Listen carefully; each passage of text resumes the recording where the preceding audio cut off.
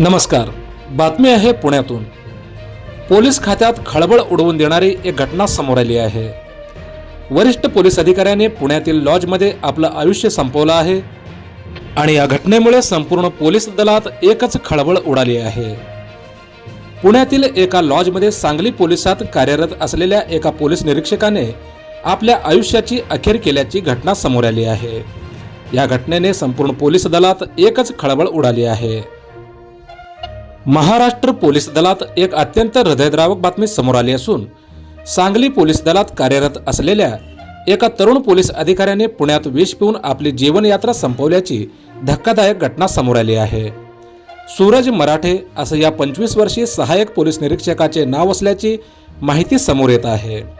त्यांच्या या टोकाच्या निर्णयामुळे पोलीस दलात एकच खळबळ उडाली आहे.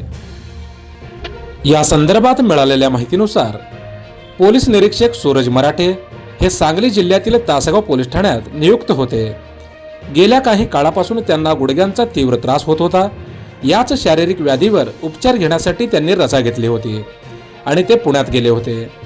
पुण्यातील डेक्कन परिसरातील एका लॉजमध्ये ते थांबले होते.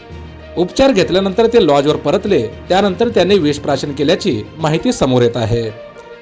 सूरज मराठे यांचे कुटुंबीय पुणे जिल्ह्यातील देहू येथे राहतात. अत्यंत कमी वयात पोलीस दलात अधिकारी पदावर झेप घेणाऱ्या या तरुण अधिकाऱ्याने केवळ शारीरिक त्रासामुळे आपल्या आयुष्याची शेवट केल्याने हळहळ व्यक्त होत आहे. घटनास्थळी पोलिसांना एक सुसाईड नोट सापडली असून त्यात त्यांनी आपल्या आजारपणाचा उल्लेख केला आहे. या घटनेची डेक्कन पोलिसात नोंद केली असून सदर प्रकरणाची सखोल चौकशी डेक्कन पोलीस करत आहेत. एका उमद्या अधिकाऱ्याच्या अशा जाण्याने सांगली आणि पुणे पोलीस दलावर शोककळा पसरली आहे. आपण पाहत आहात हॅलो सोलापूर न्यूज. धन्यवाद.